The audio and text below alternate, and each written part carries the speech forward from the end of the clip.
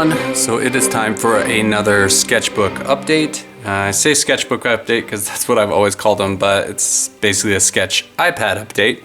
I did do some pen and inks this time around, so let's just get into the first illustration, which is this comic book cover of Wolverine, Hunt for Wolverine #1. And with this illustration, I did kind of a front and back cover, which I don't always do. On the cover you have Kitty Pryde, kind of looks like she's sad or shocked a little bit.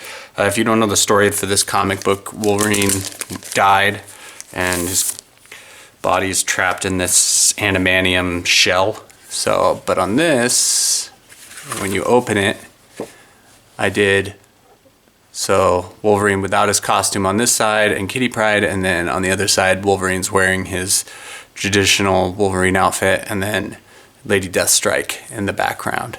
And I was pretty happy with the way this turned out, except for the claws. I wasn't super stoked on those.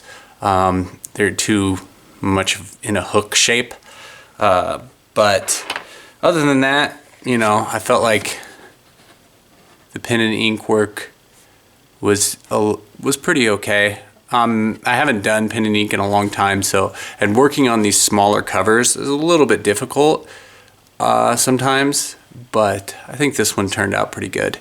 I do sell these comic book illustrated covers as well, in case you're ever interested. I sell them through my local comic shop called Geek Nerd Nerd. And Chris, the guy that owns the place, he's a pretty cool dude. He lets me put my artwork in there and sell it and stuff like that. So if you have a local comic shop and you're into illustration work, you might want to go in there and ask them if they'd be willing to sell your illustrations, which is what I do. Also, Chris at Geek Nerd does do live sales on Facebook. So if you follow them on Facebook, you can see my artwork and stuff in those live sales if you're ever interested in buying one of these. And I just do them periodically for different covers. If you've never seen these before, they're just a comic book with a drawing paper as the cover. So pretty cool. So the next illustration I did was another cover. This is Tank Girl. Not as elaborate as the Wolverine one, and not front and back, but I did approach this one a little bit differently. So you can kind of see that. I'm trying to hold it real close so you can get an idea of the detail. And for these covers, I'm using this pen. I'm sorry guys, I'm not sure of the name brand on that, but it is got a brush tip on one side. It's pretty stiff, like brush tip. It's kind of different than brush pens I've used in the past, and I'm not sure how much I like it, but the other side of it has a kind of a finer tipped pen.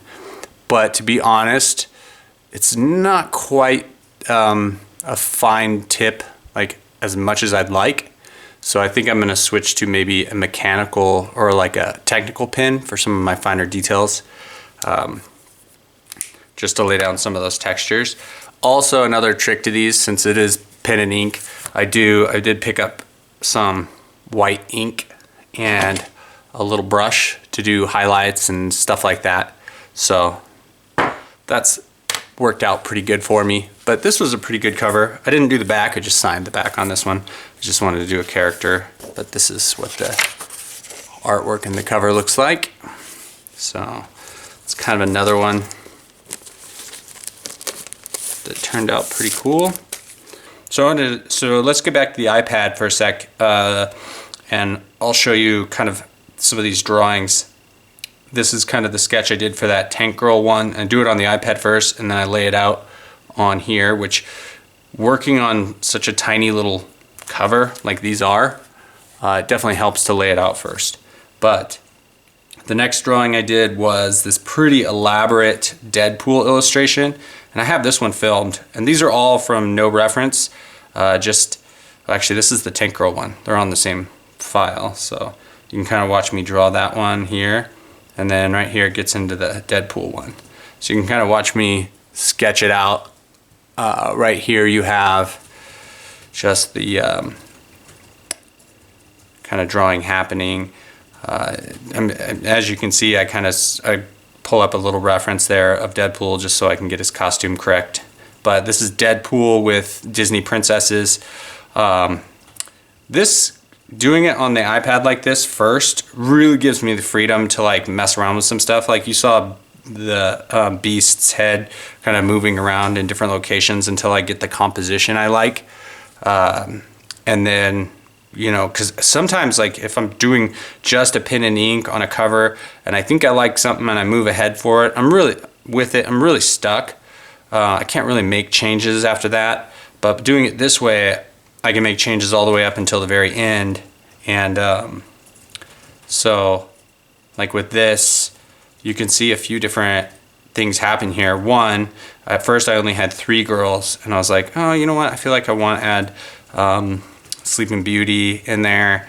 And then I start adding little details and changing things around. I decided to add kind of the mice from some of the Disney cartoons and some singing birds I add in there as well. At one point right here, I thought about doing Death on there because everybody knows Deadpool had a relationship with Death, or Death is in love with Deadpool kind of thing, which is kind of funny. But yeah, you can really see the detail when I zoom in like that on the different girls' faces. And you know, it's just a really free way to work for me, and I really like it because I do have the flexibility to change things whenever I want. So I like the way that one turned out. This is the finished pen and ink version on the cover of Deadpool #1.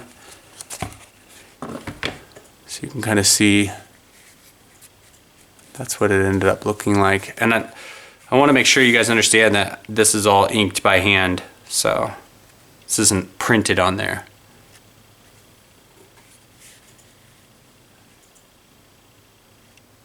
But it's pretty fun. I like the way it turned out. You can see he's got Maleficent's head piece kind of strung up on his gun, so kind of like trophies. These are supposed to be Ursula's like tentacle, like in the foreground, Captain Hook, and you can see I added Tinkerbell up there in the front.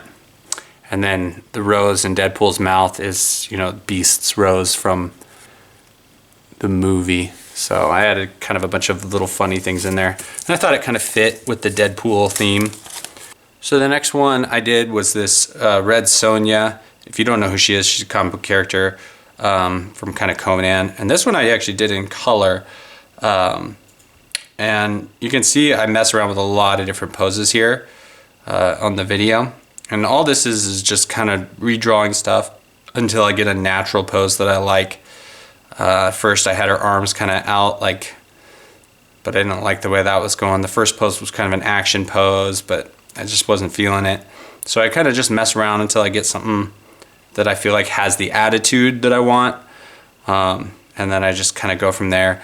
Now, right here, I kind of have her just pretty bland and, you know, like classical Red Sonya. But then I change her a little bit to fit more with the comic book. And the comic book's kind of in a steampunk style. So I change her outfit to kind of what's in the comic book a little bit more. And the way this one is kind of she just killed like a witch and she's got her in a bag or something. So, and some of the stuff, the details are just my own design that I decided to do. And that is this one right here, the finished cover on that one. It's that right there.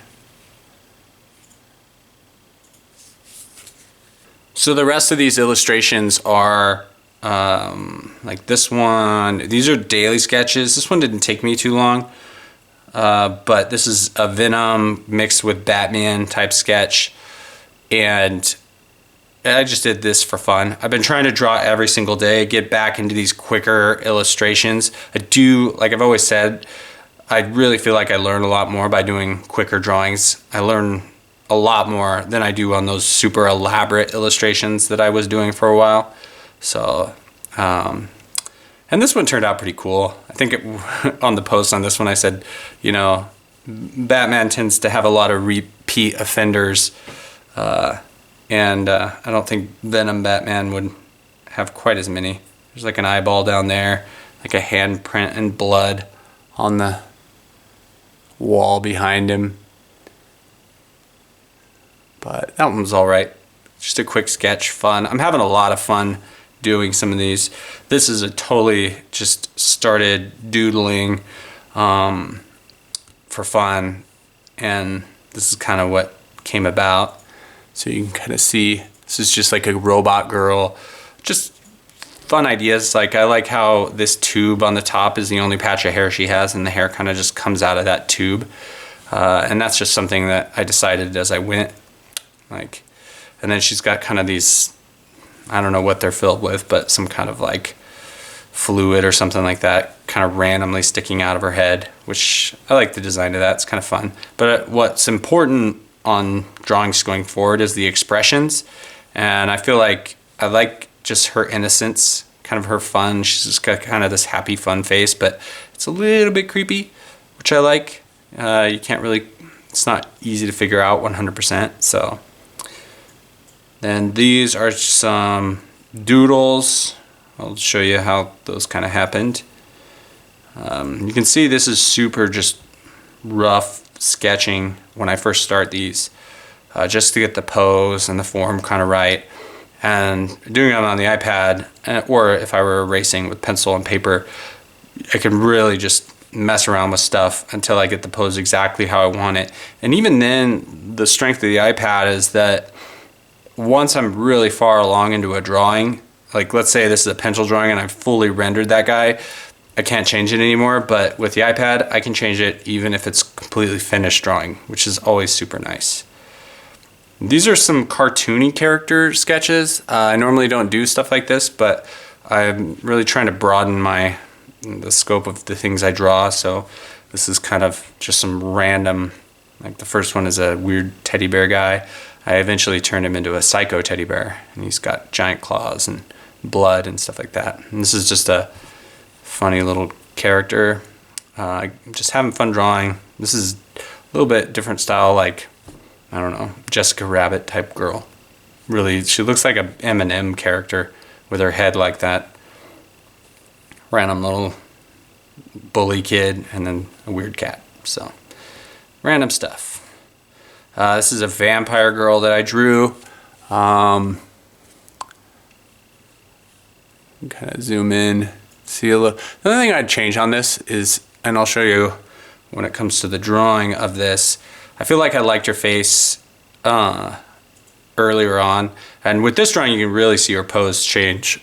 Like here, I'm just sketching, and at first I have her foot kind of up on her thigh in the front, and it's pretty like dynamic pose. I don't know. I mean, you can see all kinds of stuff. At one point I was making her a robot. I gave her a huge flowing skirt. Then I just started messing around with her stance, and I wanted her to be, I kind of finally just settled on a vampire for some reason.